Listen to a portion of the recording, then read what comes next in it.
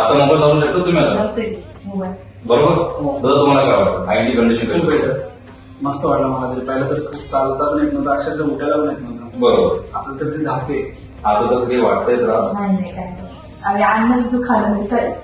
ठीक ओके बरं मला ते बरोबर.